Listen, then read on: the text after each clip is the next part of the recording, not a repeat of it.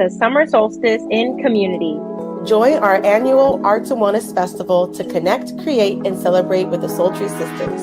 In 2023, we explored what it means to cultivate your sanctuary. Our 3-day festival highlights BIPOC, women, and queer artists and wellness practitioners based in San Diego. Each year, we collaborate with featured guest artists to build our festival program, which includes creative expression classes, wellness workshops, and performances. Day 1 of the festival is all about connection. We begin our festival with a social mixer where attendees enjoy music, dancing, and have an opportunity to meet other attendees, guest artists, and us. Day 2 of the festival is all about creating. Our arts and wellness workshops give folks an opportunity to explore, embrace, and embody what cultivating your sanctuary means to them. Day 3 of the festival is all about celebration. There is music, dancing, performances, and an open mic for attendees to share. Without a doubt, we always close with a dance party and teach folks the sultry strut. We are grateful for all the memories made each year at our Summer Solstice Arts and Wellness Festival, and we can't wait to see you next year. In the meantime, remember to keep living vibrant and shining bright.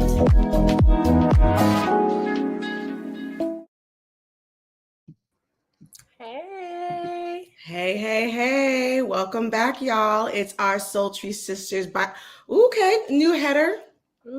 Sultry Sisters Buying Book Club. We're happy to be back for week 2. If you're new to our live series, we are going through The Artist's Way for this book club series. And we're super excited because today we will be inviting a special guest to speak with us about their journey through this book. We did this book club last year to start off the year. And for this iteration, we started it at the beginning of the spring equinox, and we're going to ride it on down into the summer solstice. Yes, so we're really excited. So this year for The Artist's Way, we're doing our guest community chat in real time as we go through the book, which is a little different than last year. Last year we waited to the end and had a big community discussion, but this year we'll do it throughout. And right now, for all the people who have signed up, it's looking like every other week, which is really exciting. So we'll have fresh faces, fresh perspectives, and thoughts throughout our whole 12-week journey. And we're in week 2, y'all. So again, it's a long journey, but slowly and steadily we are getting it through. Yes. And as you are coming in, we always like to start off our lives with welcoming you all to this virtual space. Let us know where you're tuning in from and what you are sipping on.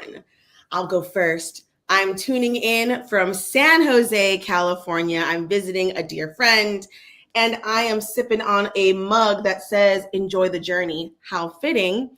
And I'm double fisting today. I'm doing water and a little bit of coffee with a side of grapes. Yes, that's me today. I'm on spring break. I'm enjoying life. That's the vibe over here. Nice. Hey, everyone. I'm tuning in from the East Coast. So I'm in DC. I'm sipping on 2 beverages as well. So I have my agua in my mug made by my friend Diane, and then some ginger beer from Trader Joe's. Reed's? Is that Reed's? Yeah, the very gingery one. Yeah. Oh, and then we didn't do our outfit check the last 2 weeks. We'll do a little fit check too. So I have this thrifted hat that I got from Goodwill when I did my curated rack event, and it has like a little evil eye here. Then I have my pom-pom earrings, of course, made by the Ruiz, and this custom charm necklace I got from Femme Fatale, but also it has like all my favorite things: calories, it has evil eyes, it has hearts, all these things. And then denim top and pants that are secondhand. So that's my little fit. We love a little sultry snapshot of your fit. I got this scarf, y'all, at the San Francisco Museum of Modern Art. Nice, cute. Yes, it's a recent one. I have the tag in my bag, so I can't remember, but I'll let you know if you really want to know. Earrings by Katie Ruiz. And I had so many compliments. Like every place I went, this week, specifically at the San Francisco MoMA. Everyone's like, oh, those are not. I was like, Katie Ruiz, an artist as well. So shout out. And necklace is from Femme Fatale. And my top is new. Oh my gosh, the tatas are tottying. But this is a new top, y'all. It's very fitted for this hot weather. Nice. Well, speaking of our favorite pom-pom artists, we can welcome our week 2 guest. So we have the Katie Ruiz of the Pom Pom Project. So she is a Chicana artist working in painting and mixed media textile art. She is a community leader who uses her art to bring people together. She holds a Master's of Fine Art degree from New York Studio School. And she has the Pom Pom Project. So y'all probably see us wearing all of these earrings all the time, but she does these amazing art installations all over to promote craftivism. And so if you are also familiar, she did our last Radical Soul Care workshop at the library in Oceanside. And she's really about bringing together the community in a creative, collaborative process. And so we thought this is a perfect space to have Katie join us and share her thoughts on the artist way. I know I personally had talked to her about the book before, and then through the work that we've collaborated with her with our Sultry community, we feel like it just aligns. So welcome, Katie. Welcome. Hi. Hey. I'm so happy to be here. It's so nice to be in space with you both and talk about the artist way. I'm excited. Yes. So I do have to share my earrings though, because yes, they are outfit check. baggies of goldfish.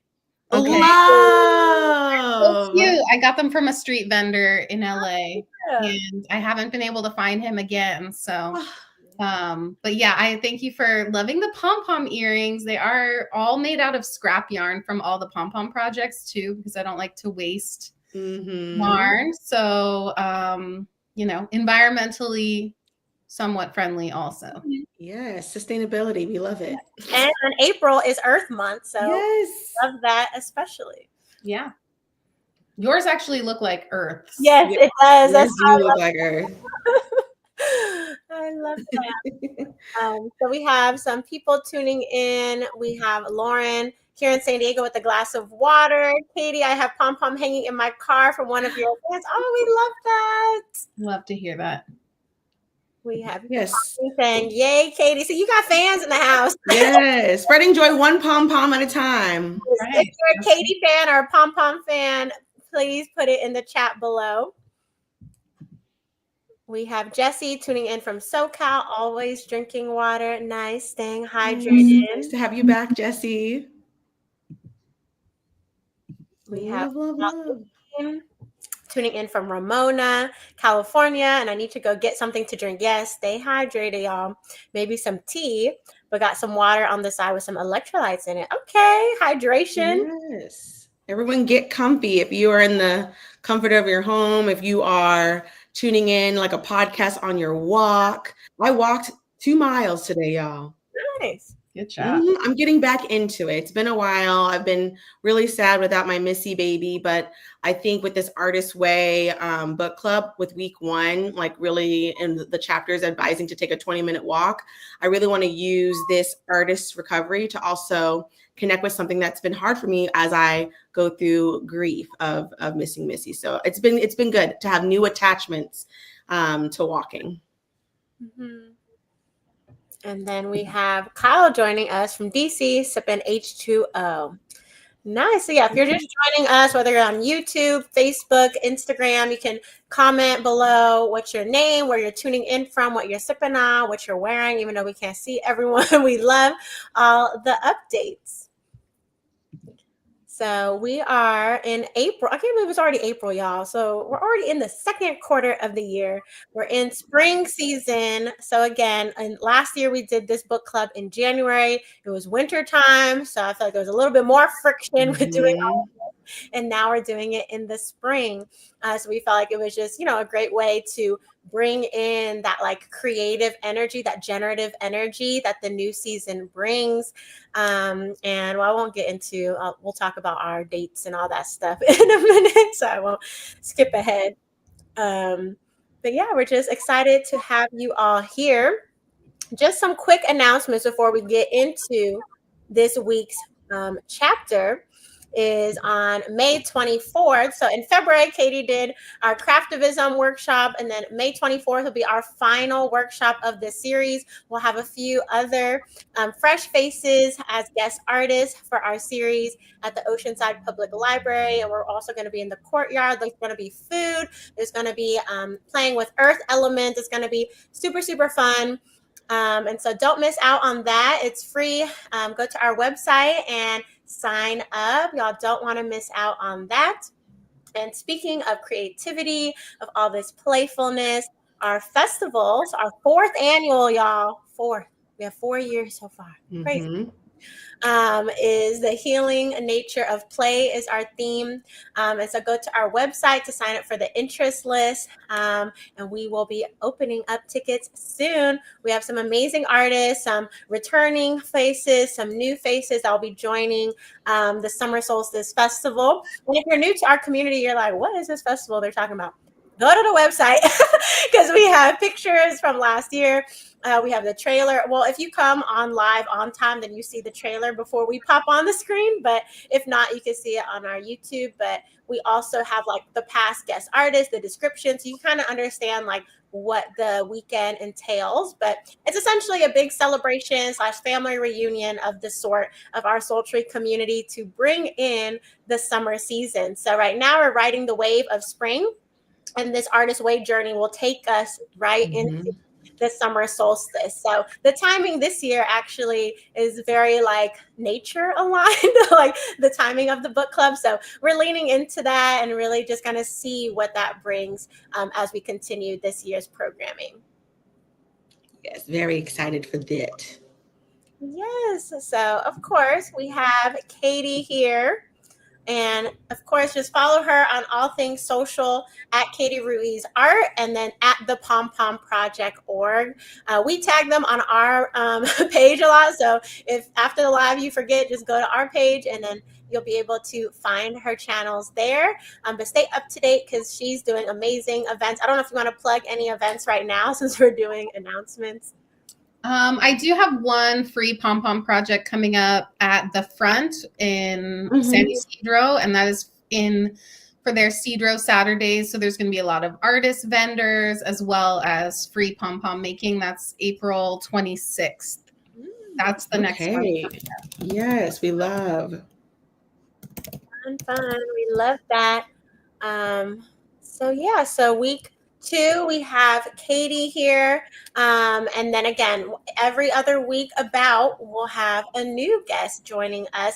But if you all are interested in being like Katie on live with us, just DM us or email us and we can add you to the roster. We love having you all here join us. I added the front information in the comments. If you want to look that event up, please do. We love free events. We love community events, and we love the work that you're doing. So please, please, please come out and engage. And it's a great art show as well inside the gallery, featuring over 40 artists. Nice. We love the opening was it a week or 2 weeks ago? I don't know, but I saw, but it looked fun. It looked really, really fun. I was like, man, remember when it was. Yeah. Time is weird for me these days because I am a gig artist. I'm a full-time artist, which is an interesting lifestyle. And it's either really busy or really dead. There's no in between. Yeah. And so being that you are, a full-time artist, gig artist, what attracted you to like the artist way? Because, a lot of times people think about the artist way and cultivating creativity within them if they're more so a shadow artist. So just curious for the community, what attracted you to this book at this time in your life?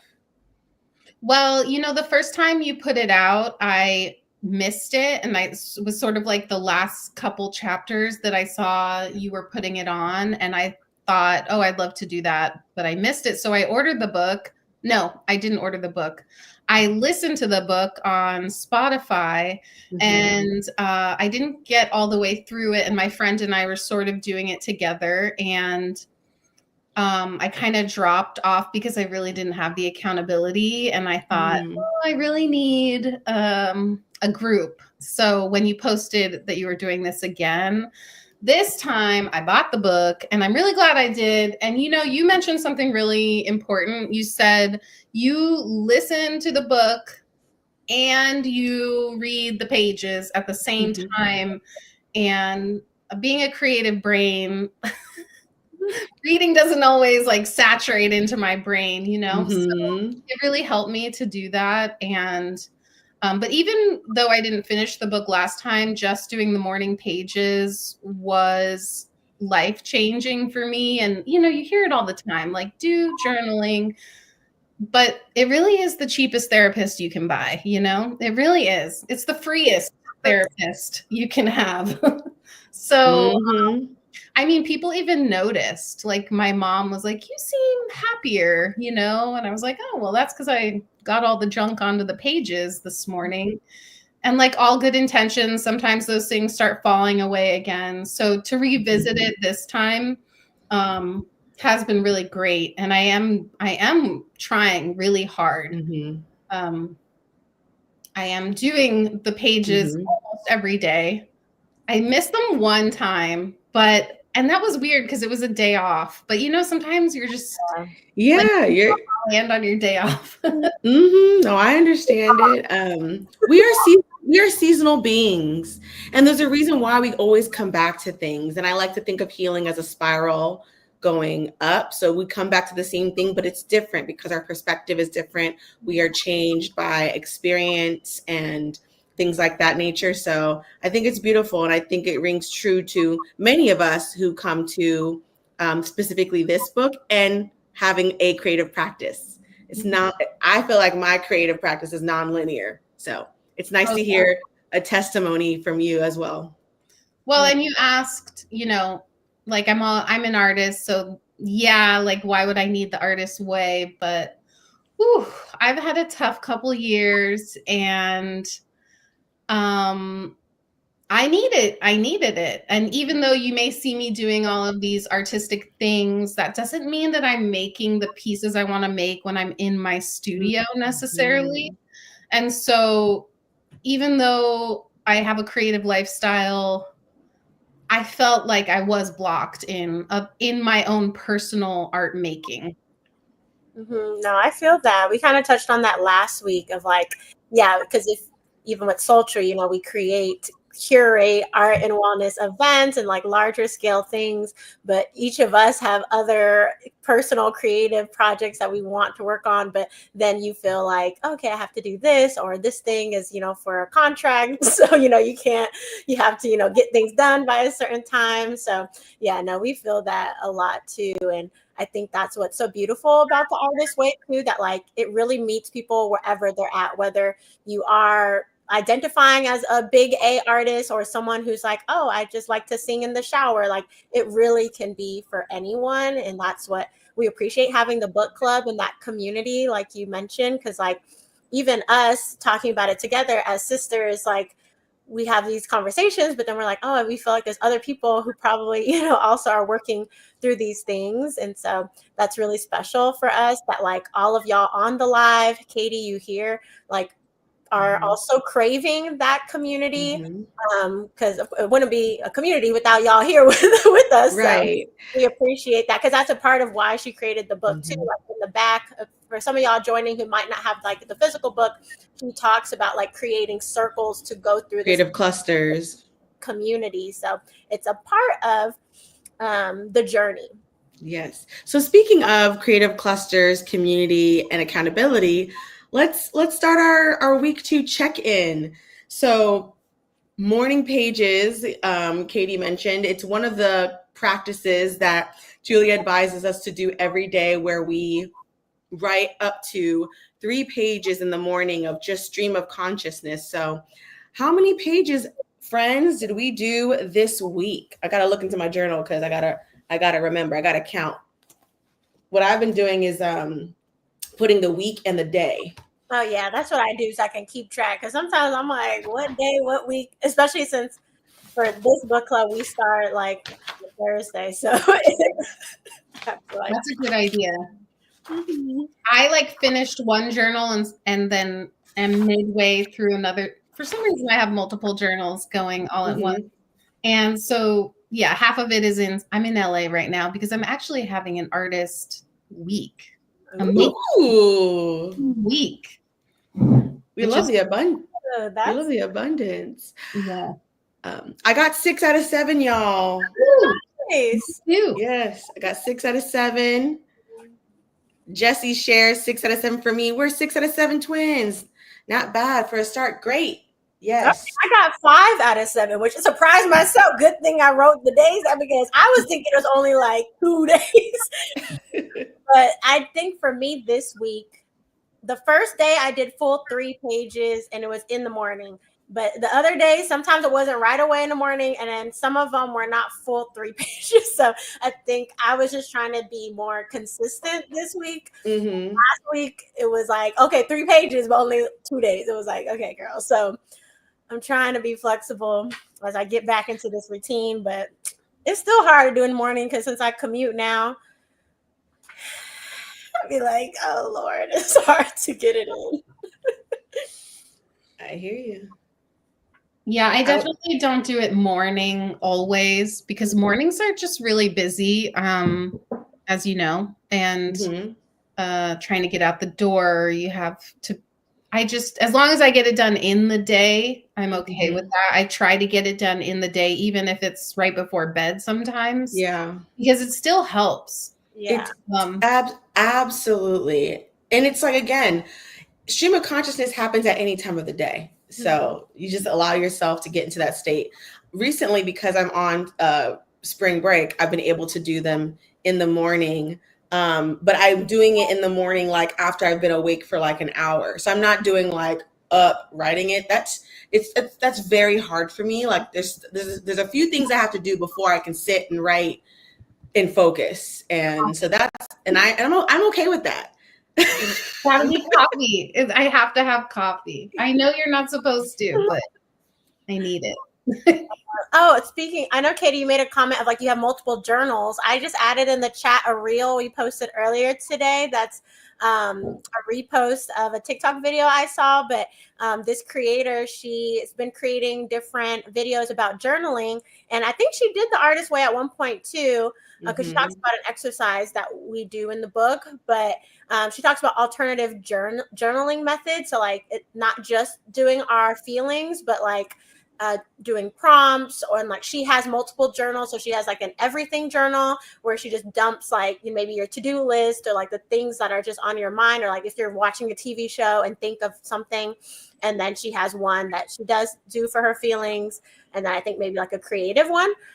So if y'all look at that video, you'll see, because she's promoting that, like, again, it doesn't have to be so like in your feelings, because she was saying her journal was getting depressing. So she wanted to do different methods, like thinking about like, your community and like creating, like a circle and drawing out your community. Or she does like brain mapping where she has herself in the middle and then just kind of lists all her interests in life and kind of connects them in different ways. And it ends up being super cool. So definitely check that video out, because I was thinking about that this week too. Like, I am a person that I'm used to journaling my feelings, but sometimes it can kind of feel like, okay. Well, and I will add to that, like something I appreciated this week with the tasks and doing morning pages is the advice to take 3 of the affirmations from week 1 that Julia shared and write them down 5 times.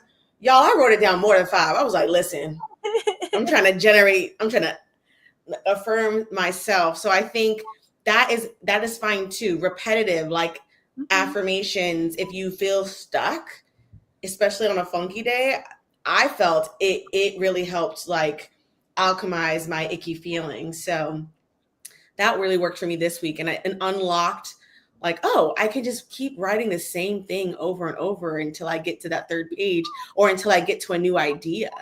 That's fine.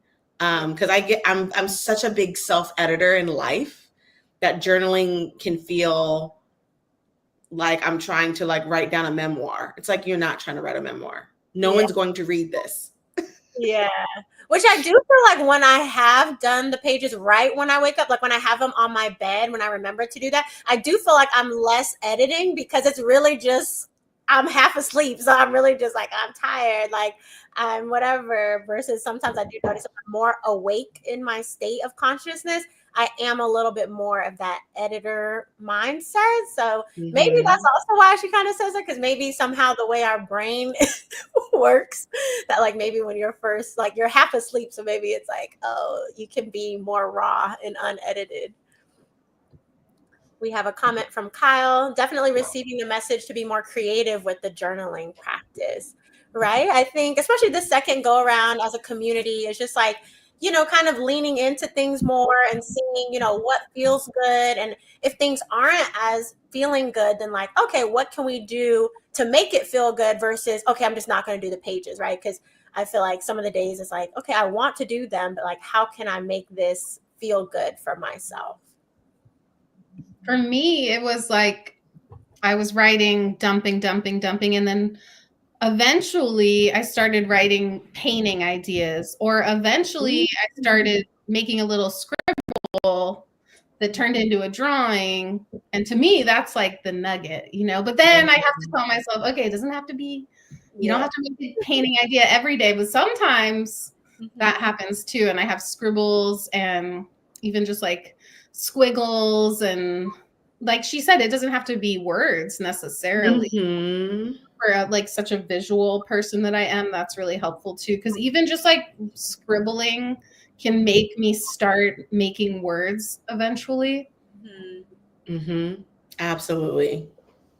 No, I love hearing like, because I'll have ideas pop up too, and I'll try to be like, no, it's not the time. I'm like, no, this is the time. This is the nugget. It's like coming through.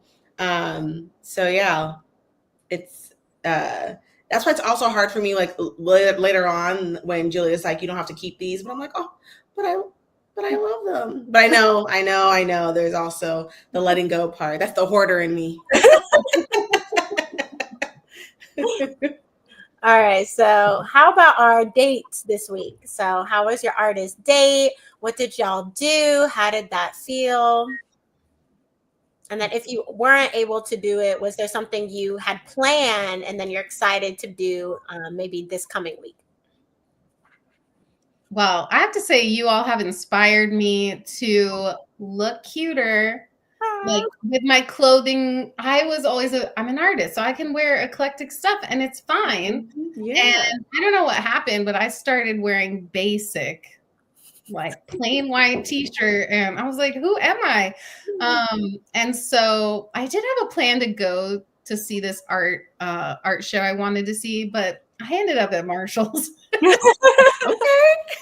And I bought some pants, and it was necessary, and also it's helping me rediscover that creative part of myself too. And so, that's not necessarily, I don't know if that counts, but it does. She needed pants. So as long as you did something for yourself.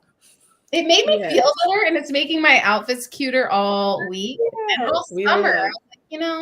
This happened. And so even though my best intention was to go do something really artsy, it was still creative. It was like creative choices I made, made sure I felt comfy, cute, things that I can, pair well. And so that's what happened. Maybe this week I'll go to the art show. Oh no, I'm gonna go to a crafting day this week. Hopefully. We love it. No, I hear you. Since I'm visiting a friend, I was like, how am I getting my artist date when I'm visiting someone? How can I be like, talk to the hand? I got to do this amazing, interesting thing by myself. But luckily, they have work. So I was able to, during their work hours, take myself on 2 different dates yesterday. I went to the Winchester House. So I'm in San Jose. So if you have never heard of the Winchester House, it's 160 room mansion that was created by this woman named Sarah Winchester, and it's supposed to be creepy. They got stairs that are trip hazards that zigzag, and It was interesting. I was scared to go by myself, but luckily it's a guided tour with other people. Okay, I know. I was gonna say, what if you get trapped somewhere? It was weird. It's like it was all sunny, and I was like walking there, and then as soon as I was like, approaching the block, it like rain started pouring down. I was like, are the spirits telling me to not go into this creepy place, or are they telling me to hurry up and run inside? Wasn't sure.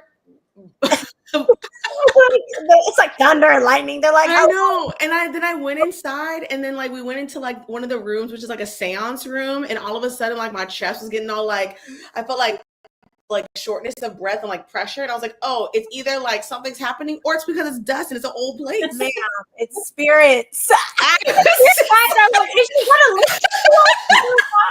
They're literally like screaming at you, like we're trying to help you, girl. Y'all comment if you've ever been to the Winchester house, if you know what I'm talking about. I went to 110 of the 160 rooms. Wow. There was an option to go to the basement on a self-guided tour, and I said, no, thank you.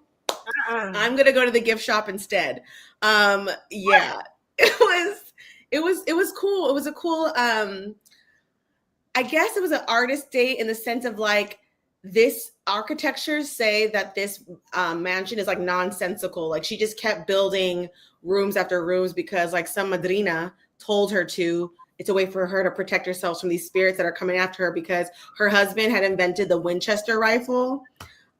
So she made, her money was made out of like guns, arms. So she was paranoid that the spirits were coming for her in the afterlife. So that was part one of my artist date. But after that, I was like, I don't know what in the brujeria was happening here. I need to cleanse myself. So I took myself thrifting as therapy to come down from the suspense. She went from the ghost house to the ghost.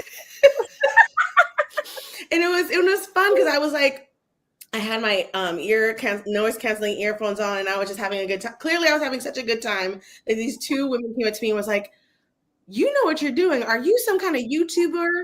Do you have a channel that talks about your fashion? And I was like, no, I don't. I do have a book club series though. So I told them about the Artist's Way and everything like that. But yeah, I was having such a good time by myself that people came up to me. Because I like to dance in my outfits, and there was no dressing room, so I'm just dancing in an aisle. So that was my artist date yesterday. A little bit of scary and a little bit of cute. That's funny. Pauline says she's so jealous. The Winchester house is on her bucket list. Okay, well, y'all found your community. I will not be there. Well, I mean, it's interesting. I'll go again with you, Pauline, to the basement. I need to go to a friend. There's a reason that they don't go down there. They're like, you can go. Why don't the tour guys go down there? They probably been like getting scratched at and stuff. They're like, it's a lie. Apparently, there's a lot of paranormal activity because when they do the little the little machines, it'd be like there's a lot going on apparently. But I felt it in my chest. But I think it could just be dust. Girl, it's not dust. I believe 1,000% all of that stuff. And that's why I said the ancestors were like, get out. Her ancestors are like, she's never gonna listen to us. Sage after, right? Cleanse yourself. She doesn't have sage, but I have my protection oil. So I took a shower and put my oil on. My eagle eye. You can cleanse yourself with words and affirmations and stuff. You don't have to have. I am protected. All right. Jesse said, okay. It was good. I went to a local park that has a trail. I had gone last year and got lost on a hot day and it was kind of scary. So I went back to show myself it would be okay and even fun for me to try again and be inspired by nature. I love that. And I love just going back to a thing, right? Like, it's okay. We don't have to be perfect. We don't have to do it the way we first imagined it. We can redo it and revisit it. And then Jesse got a book about the mansion at the public library. Synergy. Bookstore. Yeah. All of y'all can have a little meetup together over there. Away. Y'all can start your own separate little club doing that. And then I will sell bundles of Bayabas for after. I'm like, I will cleanse y'all. That's funny. My artist date this week. So I love line dancing and stuff. And then on TikTok, I got onto line dancing trail ride talk because because right now it's trail ride season in the South. So they're doing all the line dances at the things. So I learned specifically the one Dangerous Morgan Wallen song, but then it's the Wetter remix. Okay, line dance, we love. Fun. I like it. I'm like, ooh, yay. So that was really exciting because I just kept watching the video and I was like, wow, I just learned it. So I learned it and that was fun. But for me, it was like, because I did it, my date to myself was like at home. I kept thinking like, oh, I didn't do my date this week because I didn't like do it outside the house. But so yeah, I kept having to remind myself like, you did your date. So that was an interesting like mental thing this week. Mm-hmm. Love. Okay. Were there any issues this week that were significant for our recovery?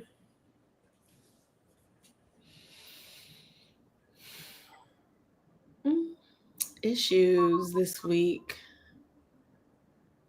I don't think I had issues. I think I had more like ideas for my recovery of what they could look like. I think more opened up for me. Yeah, I don't think I have any new issues other than what I had before, which is making sure in the morning I make time for my morning pages. So we have Jessie sharing a little bit of imposter syndrome. Yep, and that's this week we talk about that, so we're going to get into that in a moment.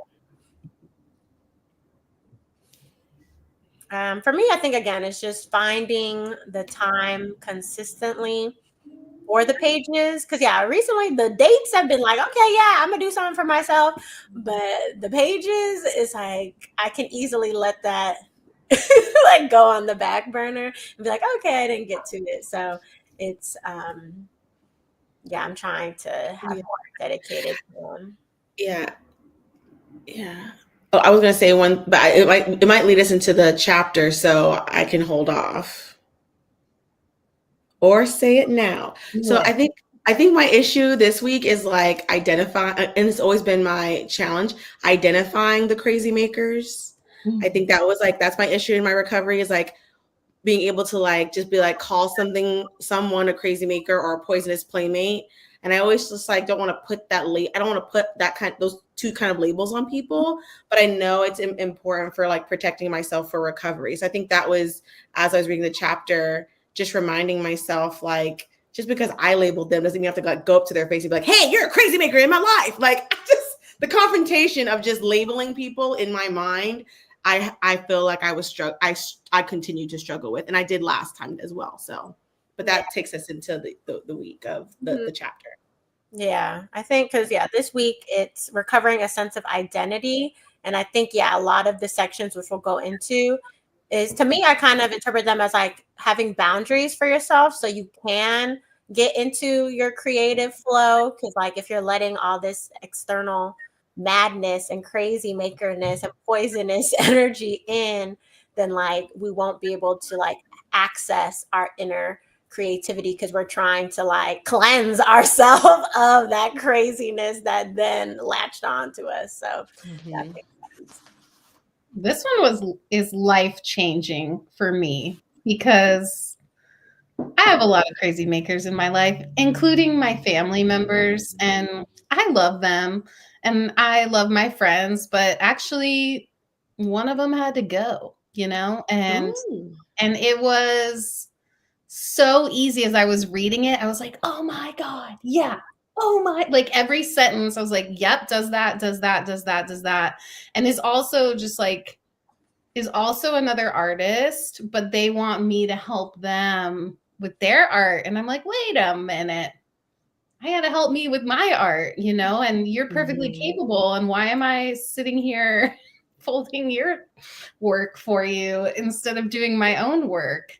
Exactly. And actually, this what happened the first time we did the book that I did the book that I realized, okay, and I let that person go. And then I've let them back in a little bit, but in a much healthier way with like really serious boundaries.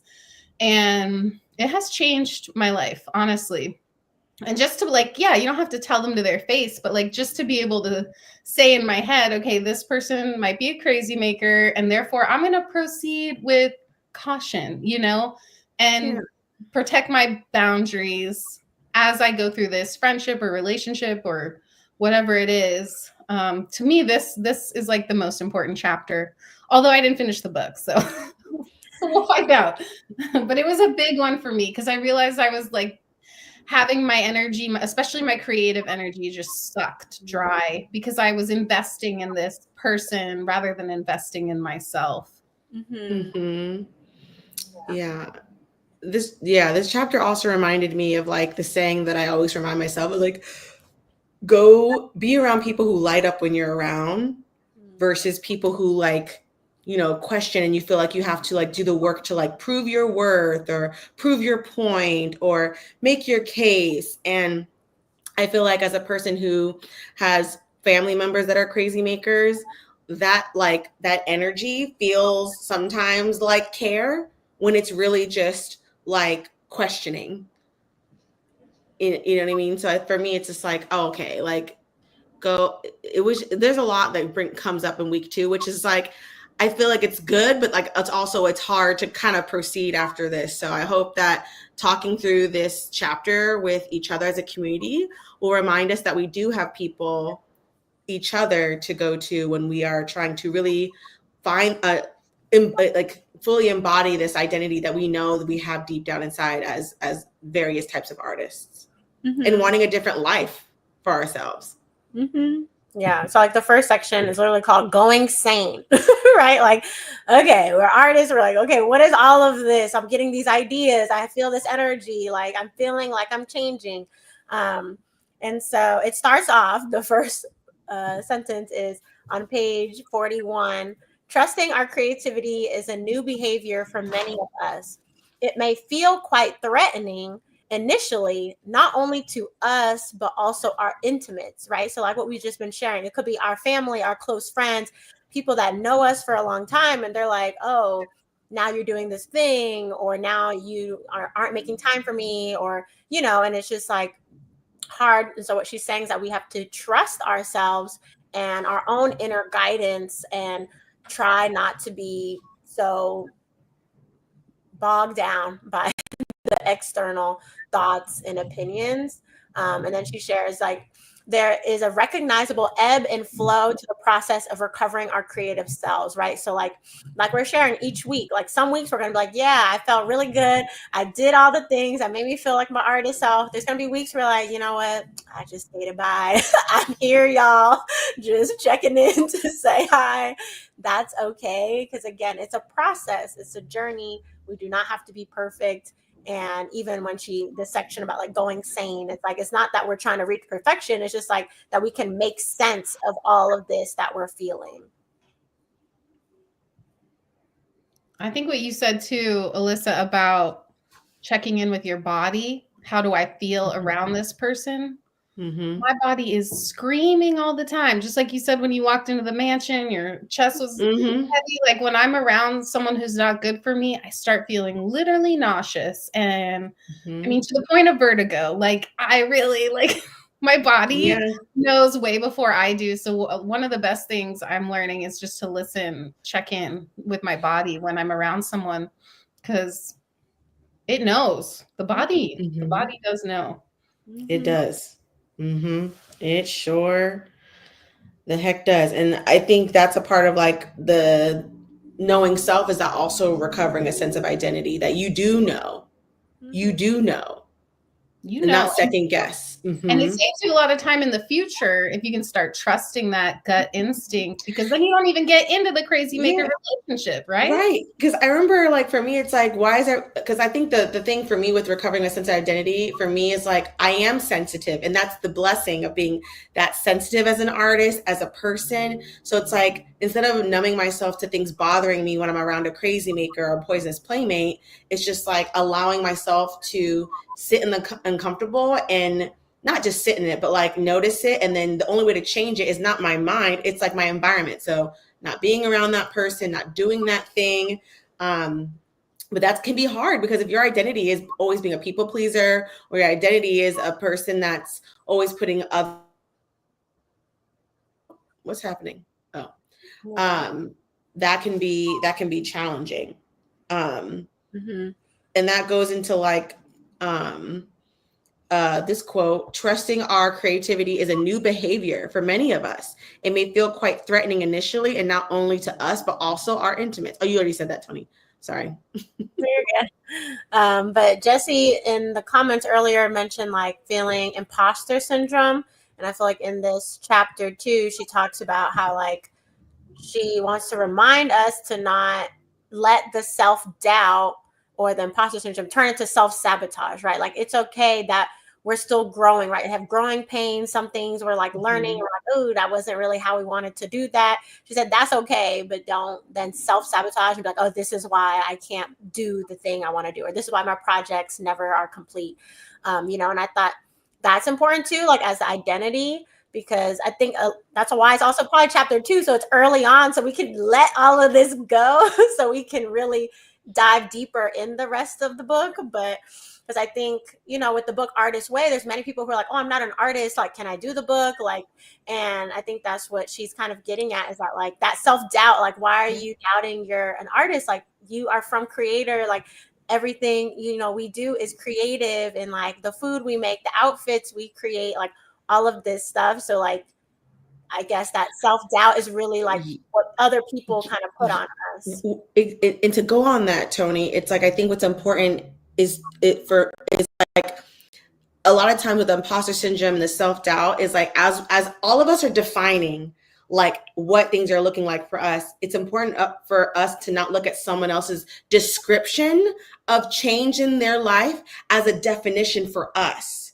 That is where we'll get into self-doubt. That's where we'll get into self-sabotage. Well, why am I not feeling that? Well, why am I not writing? Why does my artist date not look like that? So I think it's important for us when we come together is to lean into describing the experience and listening to each other, and not feeling like any of what we're sharing is a prescription for the other to do, because that, I think, is going to shadow the entire experience, and it's not going to be fun. Exactly. And then she also mentions affirmations are a powerful antidote for self-hate, which commonly appears under the mask of self-doubt, which, was one of the tasks of this week, was to do these creative affirmations. And her pairing it with this chapter where we're talking about identity, I think was super important, because, affirmations are like I am statements or present statements. And I write affirmations all the time when I'm journaling, but to really think about like, oh, the power of them, of really helping to like kind of rewire our brain. And especially as we're doing this journey, I think is important. And especially once we're encountering these people who might be trying to throw us off our artist way, is to come back. So I think that's kind of what she's talking about, the affirmations, like a way for us to come back to ourselves, right? So maybe we didn't get to do our date. Maybe, we're not doing the full 3 pages, but if we could just do a couple affirmations to ourselves, then, that can help boost our self-esteem or our self-identity. So now we get into Poisonous Playmaker. We're going to start talking about all these people that we've been alluding to, but if you're joining live, it starts on your name in the comment. No, I'm just right. Poisonous Playmate down below. I'll do that. So she starts off this part of the section with creativity flourishes when we have a sense of safety and self-acceptance, which I think is what we've all been kind of sharing our different examples of. And then as blocked creatives, we focus not on our responsibility to ourselves, but on our responsibility to others. And like, well, all of us have shared, like, sometimes with family members or close friends, it's like, okay, yeah, like you have an idea. Okay. They're like, oh, I see you doing this thing. Can we do it together? But then as you start doing it, you're like, wait, this is not a together thing. Now they're putting the responsibility on you instead of it being their thing, right? Or with family being like, okay, now they need this obligation from you, and you're like, wait, I had my artist date planned for the day. Now I got to do this family thing, right? So I resonate with that a lot, of like feeling like I have my own things that I would love to be doing, and then sometimes other things get in the way. And I think, again, this chapter, she's really trying to like get down to like, if you keep doing these things, you're going to keep having excuses, and you're going to keep running into these blocks and feeling like you're a shadow of whatever you're really dreaming of for yourself. Yes. And that's why for me, like the affirmation that I ended up writing a lot this week is, I'm allowed to nurture my artist. I'm allowed to nurture my artist because I'm here on in spring break. And that kind of goes into like what Kyle shared, is like, I got a lot out of writing and rewriting and iterating on affirmations as I journaled this week, as well as trying new phrasing. Right. And so I think when it comes to poisonous playmates, how are we affirming ourselves and shifting the way that we relate to people in our lives? Maybe like I make room for myself as much as I make for others. Things like that. Like, how can we still be out of abundance, not just like 180? Like, we don't need to switch up on people, because sometimes the poisonous playmates, it's us doing the dosage, not them. So how can we allowing? Yeah. So how can we take ownership of that by maybe changing, like maybe switching up an affirmation that allows us to still be there for our friends and family, but also there for ourselves. Like one for me and one for you. We like that too, you know? Yeah. And when you mention nurture, she has a quote here on page 43. So the essential element in nurturing our creativity lies in nurturing ourselves. Right. So again, I think she's trying to emphasize that, like, we really got to pour into ourselves. That's why we're doing the pages. That's why we're doing the artist date. That's why when we're reading, we're doing these different reflection practices, so we can really fill our own cup.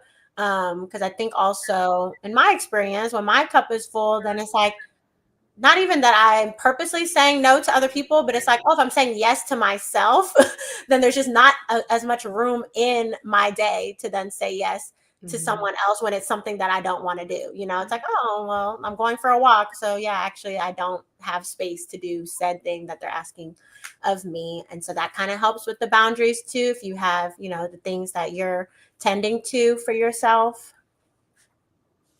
I think so. I'm pretty vigilant about my time.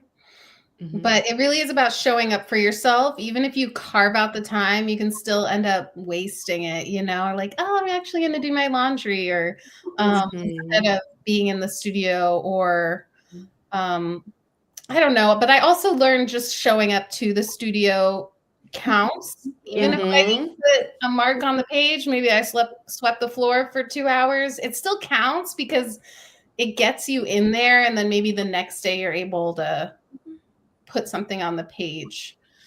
Yeah, it's similar to like in yoga, as a yoga instructor, like we always say, like, as long as you get to the mat, it's fine. If you just lay there, if you ended up taking a nap, if you end up doing something else on the mat, like that is a part of, you know, that practice. So I believe that, because again, like you said, it kind of builds that practice and those like micro steps.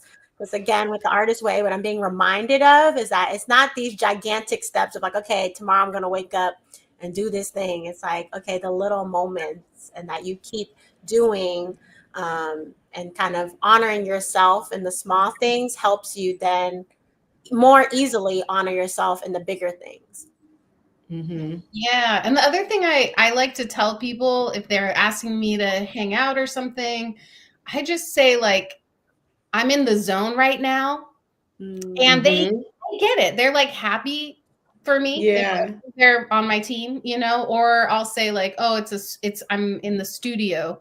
And people sort of are like, oh, okay, you're in there, like you're doing the thing. So they respect it. And actually, when I see other people do that, I'm like, ooh, you're doing it, you know? So it makes me respect them more too.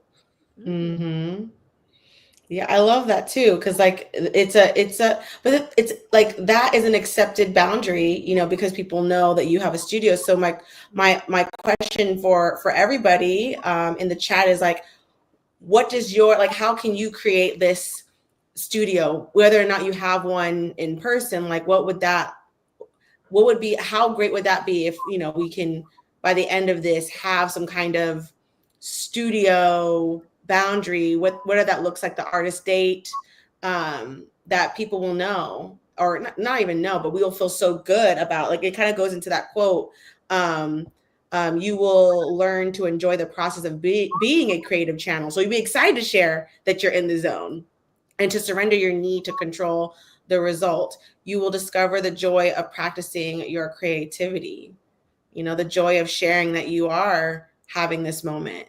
That's how I look at it, connecting it to what you just shared, Katie. And I also loved how in this section, she said, your own healing is the greatest message of hope for others. Mm-hmm. So us doing all this work for all of our blocked friends, all the poisonous playmates, all the crazy makers, it will alchemize them. We should trust. Whether or not they admit it, mm-hmm. what we're doing will be felt by others. Yeah, no, I agree.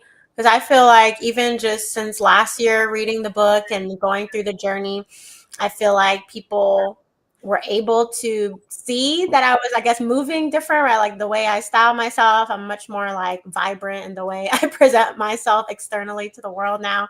It's very much so on the tip of like, I want to be seen. Like I just wear funky colors, different patterns, different shoes, earrings. So it's like, okay, you have to see me in the room. Like I can't just blend into the wall.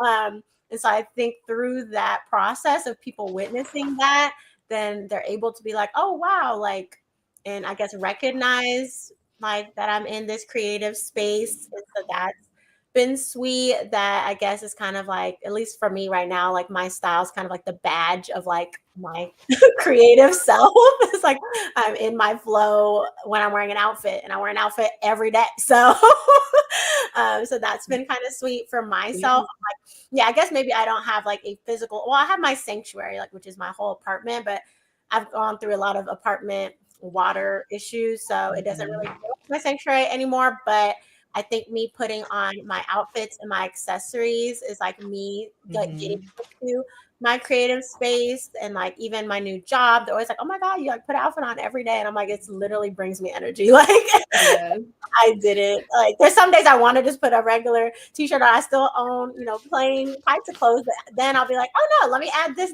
and that to it. And then now it looks like a whole other outfit.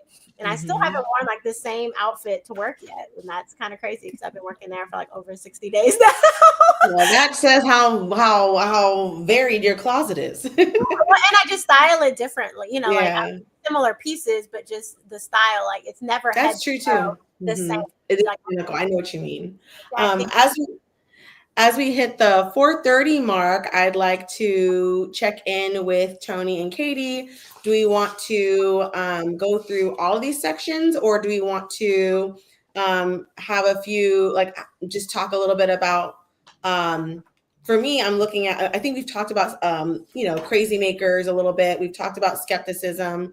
If there's anything left you want to talk about that, I think we can share that now, or we can go into the attention segment, because I thought that was a pretty powerful section. I want to make sure we touch that before we close out our discussion. Oh, one thing I want to make, like a quote I want to share about crazy makers for those who maybe haven't read the chapter yet.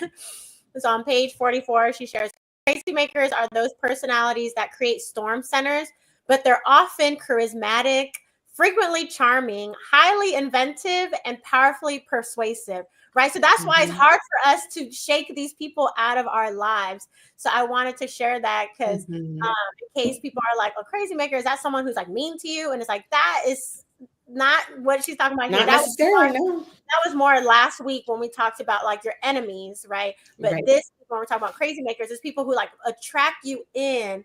And then once they get you here, then they're gonna just like ruffle you up like that. So you appeal special to them. Yeah. And then it's hard because then there's like good things about them, right? Because then you're like, oh, we do these great, you know, projects together. But it's like at the end of the day, you're drained, you know? So that's something to think about too for those joining or watching the replay of like when you're thinking of these people in your life. it might be hard for you to identify at first because you might have certain relationships with them that seem great, but when you really start to pick it apart and see it for it really is, it's really like not helping you in your creative things that you want to do. But that's all I wanted to add. And then we can, talk about the attention part because I think that's really important. Yeah. I think one thing from skepticism that I think is important is that she says creative recovery is an exercise in open-mindedness. Mm-hmm. So overall, what we're doing is opening our mind to possibilities. So I think that was a great succinct way. Like if you feel like you're feeling like resistant, it's because it's pushing us to be more open-minded. Mm-hmm. Yeah. So the skepticism is gonna push you in the other direction. So some of us might feel like, I don't know what that looks like. Well, if you're having a hard time being open-minded, that also is a little touch of skepticism.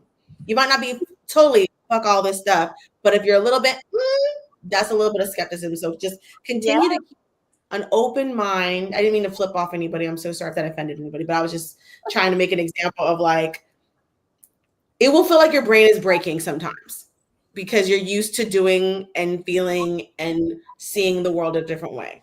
So if you start moving different, it's okay. Yeah. And she really has us, excavating in all these tasks, like reflecting, thinking back, thinking why we're doing something. Why did we say we want to do something and maybe didn't do a thing? And again, don't just be like, oh, she's making me do this work. I don't want to do this. Or, oh, I just really want to just be in my studio doing my thing. It's like, okay, but you need to go through, like, there's a reason why we picked up this book. So if you're someone who picked up this book, recommend you actually going through the book. Yeah. I feel called out. With love. We're not going after you, Katie. I am the most stubborn Taurus ever. Like, that's that earth. That's actually why I quit the book the first time. I was like, I'm not blocked. I fixed myself in 2 chapters. Here you are again. See, here I am. Open-minded. Came back. I've wasted so much good education by being stubborn about it, and just being thick-headed. And that's honestly my lesson in life. So that one, And that's the quote that I pulled up here is on page 51. In a creative recovery, it is not necessary that we change any of our beliefs, but it's necessary that we examine them, right? So she's not saying that like, oh, whatever you're doing now, you need to stop and you're never going to go back to it. But she's just saying, okay, let's pause. Let's reflect. Why are we having these blocks? Why are we feeling like, there's still more ambitions or desires we have that haven't been fulfilled yet? And like, let's get closer to that. Right. Yes, I appreciated that part too, that she's like, I'm not trying to change y'all. Because I think a lot of people, skepticism with the book, which now I'm on TikTok. There's a lot of people who actually don't be liking the book, which was new to me. But it's because, I think they kind of feel that she's like, oh, you're going to change so much. And she's like, you're not necessarily going to change because I said so, but you're going to change because whenever you go through a transition, a journey, right? It's kind of like a rite of passage through doing this book is that like different at the end. It's not because of Julia. It's going to be because you have, grown and like maybe you have new ways of doing a thing.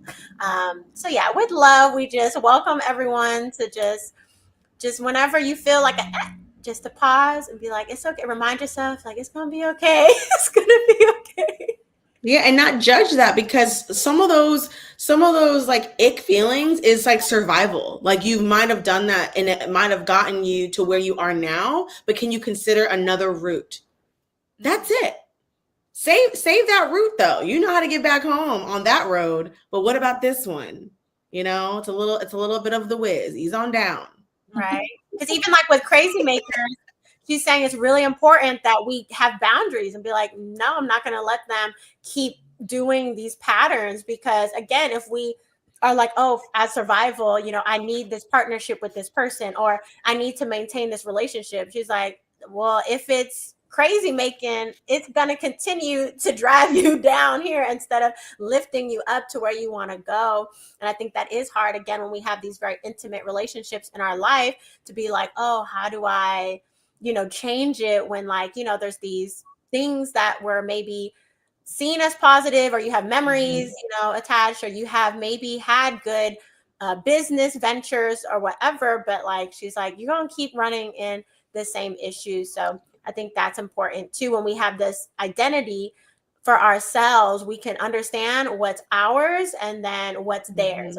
Leave that making over there. Yes. I mean, it's exactly what Jesse's asking. Oh, like, is it no longer serving you? Is the way of you being is you acting and moving this way in life serving you still? If the answer is yes, keep it. If it's not, let's think about considering other ways of moving and doing and communicating. I think that's a beautiful way to think of it. It's like a yes and moment, because if it works, keep it. If it's not, what else can you add? And I think it's like, because it can feel so exposing. It's like, I'm going to strip everything of myself as if all of what you've done thus far was not successful. That's a lie. It has. It's gotten you to this point. This is all about excavating, not removing any part of yourself, because I'm a believer that like you're here, we all intersect at different times of our life for a reason. So I rather look at it from an abundant point of view versus like retractive, if that makes sense. Yeah. And it's like lessons learned, right? It's like, it's not that any of this was done in vain. It's like, we learned the things and now we're continuing to learn, which I think is important. And talking about attention, so, that this part, she kind of transitions into how as blocked artists, there tends to be like this obsession with fantasy of like, oh, one day I'm going to do this thing, or, oh, I have, this film I will produce one day. And she's kind of like, okay, but we need to, instead of just having this fantasy life, really give attention to the life we're living now and like the actions we're putting towards our life now.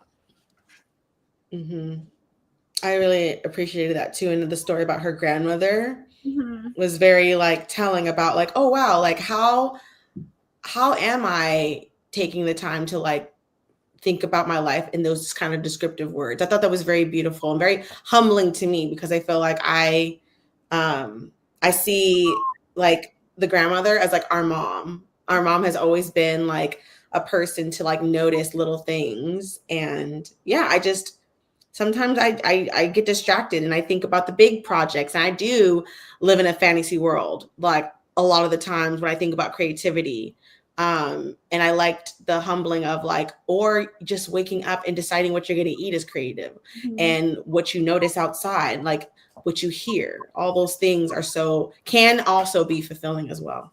Yeah. And I think also with like, when she talks about the block artists like being kind of really focusing on the fantasy or the daydream, not that that's bad, right? That's part of sometimes the creative process. So I don't think on its own she's saying it's bad, but I think it's more so like, why are we going there? Like, are we going there because we don't like our current life? So as an escape, because I think she's trying to say like, don't escape your current life, or so, like you said, be present, and that attention is really important.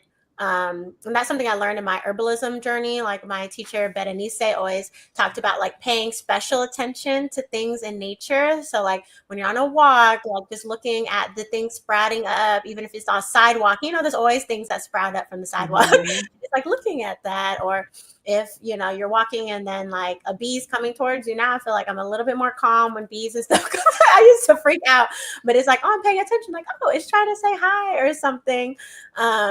Or just noticing the clouds pass by, or noticing a sound. Like maybe you notice if you're in a city, like sirens, even noticing that is like paying special attention and like bringing us back. Did she freeze on you too?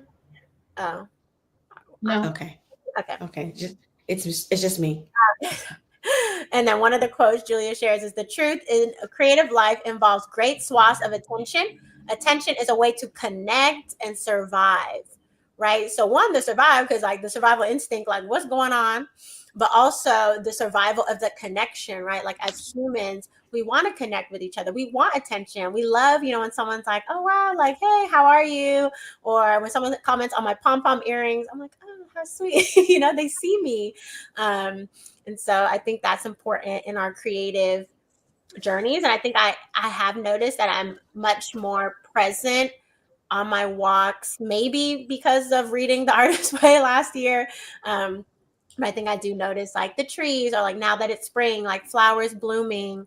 And that's why I think these artist dates, you know, she urges us to do that, because by us paying attention to these different things each week, then, you know, they can inspire us to create. Mm-hmm. And she says, with attention, the reward for attention is always healing. More than anything else, attention is an act of connection, right? So I think, again, she's just trying to really highlight that, like, even beyond creating, you know, things as products or things that we show people, it's more so like creating as that act of connection, like how we relate to each other. And so I appreciate that perspective as well. It's just being present, you know. And I notice when I'm not doing that, when I am in my head, like having a daydream, and I can do that all day. Like, I love that, but it is good sometimes. But I also notice if I'm living in my head only, I'm more likely to drop something or break something. It's like almost like my like I don't know about the word spirit, God, whatever, is like reminding me like, oh, look, be in your body, you know, like come back, stop living up here in this like thought bubble in your head and notice the flower. Or now you have to pick up this broken plate that you just dropped. Mm-hmm. Exactly.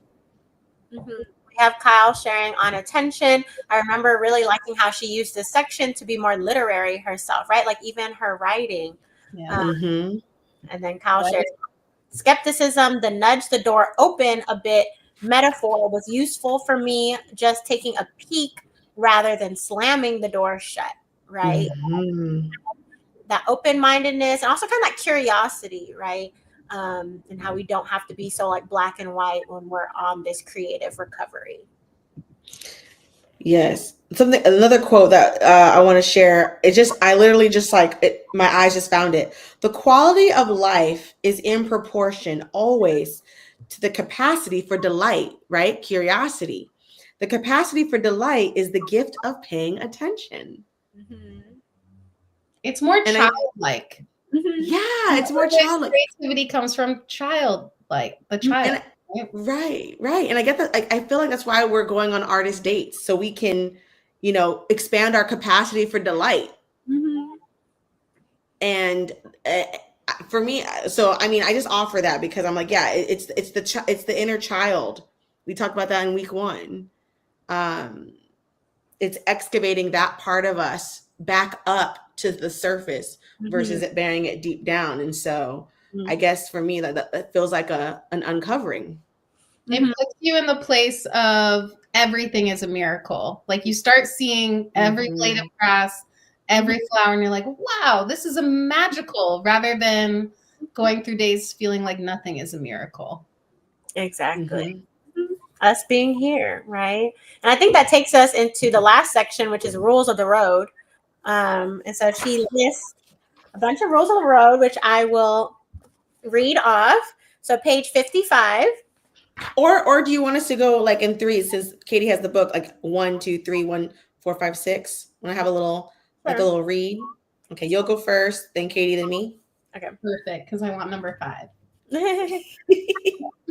in order to be an artist, I must show up at the page, use the page to rest, to dream, to try.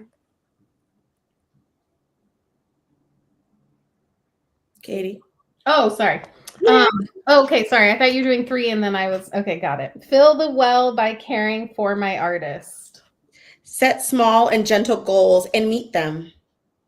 Pray for guidance, courage, and humility.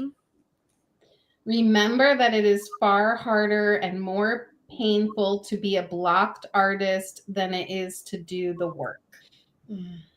Be alert always for the presence of the great creator leading and helping my artist. Choose companions who encourage me to do the work, not just talk about doing the work or why I'm not doing the work. Remember that the great creator loves creativity. Remember that it is my job to do the work, not to judge the work. Place this sign in my workplace. Great creator, I will take care of the quantity you take care of the quality.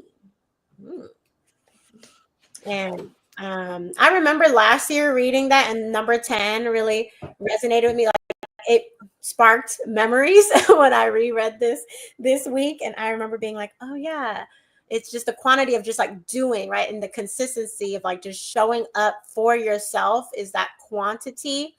And then, yeah, by doing that, then again, us as being creative beings from creator, universe, source, it will be of quality, right? So I think that was one that like this week I was like, oh, I remember that and one. And Katie, you like number 5? I love number 5. It's harder and more painful to be a blocked artist than it is to do the work. Like, just do the work. Just do the damn thing. Sorry, am I allowed to say that? Yeah. Oh yeah. You are totally allowed to say that. For me, like this week was choose companions who encourage me to do the work, not just talk about the work or why I'm not doing the work. I think community plays a huge role in the sustainability of all the work that we're going to do. You know, we don't exist in like a silo. So I think it's important for me. It's important to remind myself, like, because I'm very hyper independent, to be like, I can do it by myself. I can self-generate, manifest, generate myself. No, it's better when we thrive together. Yeah. And it kind of takes that pressure off sometimes, right? When you're with other folks. And then I also underline number 3, set small and gentle goals and meet them. And I love that, not just small, but gentle. And I think especially where I'm at in my journey this year reading, I really have to have small and gentle goals, because the way my day-to-day life is set up, I only got small fractions of time, one.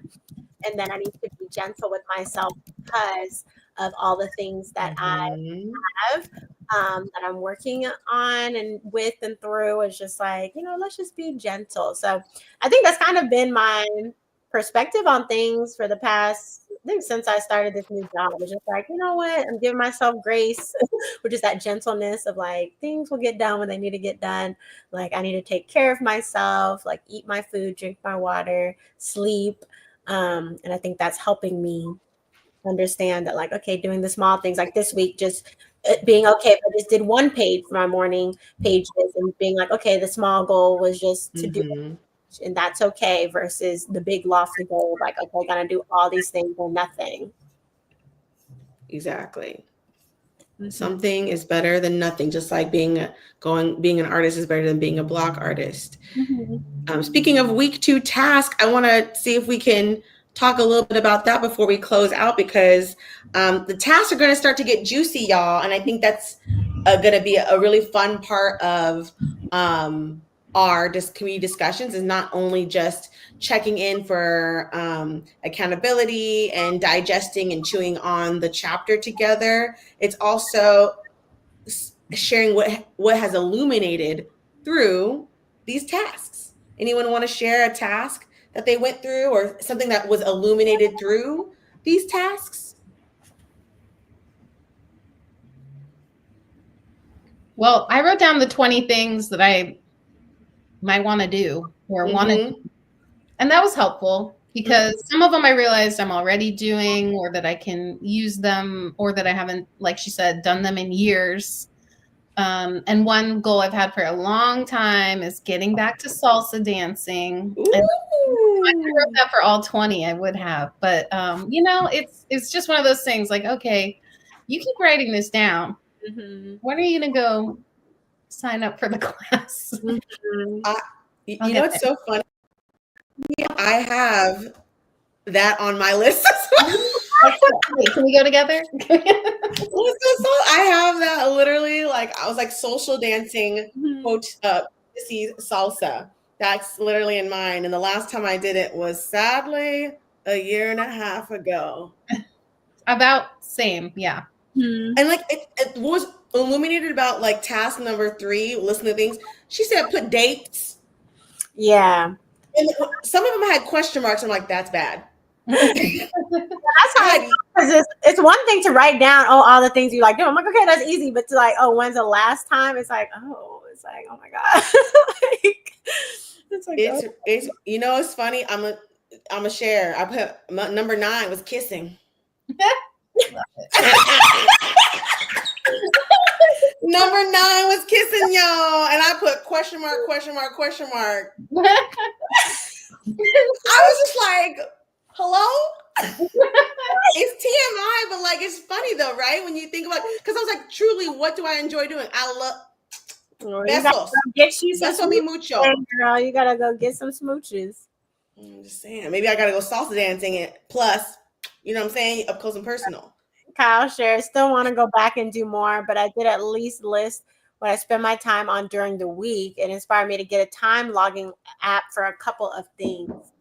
That sounds like a good idea right there. I didn't do the Life Pie number 7, but I want to go back and do that one because I can't remember where all my journals are from last year because I did a lot of journals, but I am curious if I did the Life Pie last year. I can't remember or not, but I didn't get a chance to do that this week, but I feel like I would be curious of what mine would look like. Yes. I did. I did number 8. Wait, what'd you say? I did not Life Pie. I didn't Life Pie either. I did Life Pie last time, but I did not. I did number 6, which is More Imaginary Lives, which was really fun to go. And I felt more playful in this round, especially after going to like just being in a more open space and not like being on a break. I feel like my mind has expanded. And then number 8, the 10 tiny changes that you would like. That reminds me of the rules of the road of having like a small goal. And for me, it's get a noise machine for sleeping. Oh yeah. The person I'm visiting has a noise machine. I am out like a light. Like just I normally have a hard time sleeping, and so or like getting to sleep. So I would like that because maybe that will influence, other things in my life, but definitely think it's worth it. I put redo my altar, which is something I kind of do seasonally, and it is time to do a spring altar. Yeah, I actually wrote that down too, but I've been writing that down since I think the spring equinox, and it's been 2 weeks or 3 weeks now. So, I mean, at least I had cleared a little bit of things away from it, and then I rewatered the plants that are on it, but I still didn't because usually I could take everything down and wipe it down and then like redo what crystals I have where and do like a whole thing. And yes, that was on my list too, Katie. And I was like, oh, I didn't get to, because it was really one of those things that I thought I would get to. It's still spring. It's still just the beginning. Still spring. And Jessie is sharing. I also looked at where my time goes. It was very illuminating. I spend a lot of time talking myself out of doing what I want. Yeah, I feel like this week I noticed myself, like I'll say I want to do a thing and be thinking about it, but then I'm literally doing something else. Then I'll be like, oh, okay, I'm doing the dishes. It's like, you literally said you wanted to, like, why don't you just do the thing you wanted to do and you would have had time instead of now filling that time with all this stuff that you don't want to do. So I noticed that of like, I guess maybe stealing time away from my own self. It's not external. It was just myself. And I think also what I'm navigating and noticing with myself is like, it doesn't have to be an extreme thing. Because even my artist dates, if they're at home, I feel like it has to be a full like experience. And it's like, girl, it's fine. Like it does not have to be extravagant. And so that's why I like the rule of the road of like small and gentle is the goal. Like it's okay. You don't got to be doing the most. It's fine. I hear y'all, because a number 8 with the 10 tiny changes, I guess it's not really a tiny change, because it's like I've been wanting this. It's been on my list, is like to like, sew. Like I have some sewing projects, like to complete some sewing projects that are in a basket of mine. And then today when I was thrifting, I actually ripped a portion of one of my favorite skirts. So I'm going to mend it. So by a mistake, I will be pulling out my sewing kit to fix a hole. So maybe that was like myself kind of, I don't know. I like to look at things as like it's divine versus I'm just a klutz. Supposed to happen. Yes. Thank you all for sharing how this week 2 went. I can't believe it's just week 2. I feel like I've already journeyed a lot, but I think that's just where I'm at right now in the year. But yeah, I feel like each week, we're able to uncover and excavate more of ourselves. And next week is recovering a sense of power. And so we'll get into that. But thank you, Katie, for joining us. It's been great to have you with us. If you're watching the replay, definitely follow Katie at Katie Ruiz Art at the Pom Pom Project org to stay connected. And again, if anyone else wants to join like Katie on live, we still have spots open. So definitely reach out to us. But lastly, Katie, is there anything else you want to share or plug before we close out? No, I'm just really grateful that you're doing this and that I get to be a part of it with you all. And yeah, everyone should join in and be part of the conversation. It's really fulfilling. And this time I think, I'll be able to do the whole thing. So, well, let's just gentle steps, but yeah. We're here for you. We'll be here every Wednesday, Katie, just for you. I put my face on here, which adds even more accountability to it, right? So it's knowing yourself, know thyself. Sometimes accountability looks like you leading. Mm-hmm. And I think people don't realize that. Like, you're like, oh, kudos to you. I'm like, if I wasn't leading, I might not do this. And it's important to know. I mean, it's just the truth. It's true. So if getting you to do something includes you leading the way or putting yourself, like your face in front of it, saying it out loud, voicing it, I think that's not a bad thing. I think for many of us who relate to it, specifically Tony and I. So yeah, thank you for being here. And we'll be here for you, Katie, and the rest of y'all. We'll be holding each other accountable, again, gently, because this is really about self-work, and we're not here to judge. We are here to witness. Mm-hmm. We are here to not prescribe. We're here to describe our experiences. And I think that's going to be a beautiful thing. That's why I like this space, because it's not like checking in as if it's a test. It's more like uncovering our truths together. Yes. Love that. Katie, if you want to come on a different week later on in the journey. You're welcome for a later check-in. Make it towards the end so I have to stay committed. Week 9. Awesome. So thank you all for joining, and we'll see you all next week. Bye. Bye. Bye.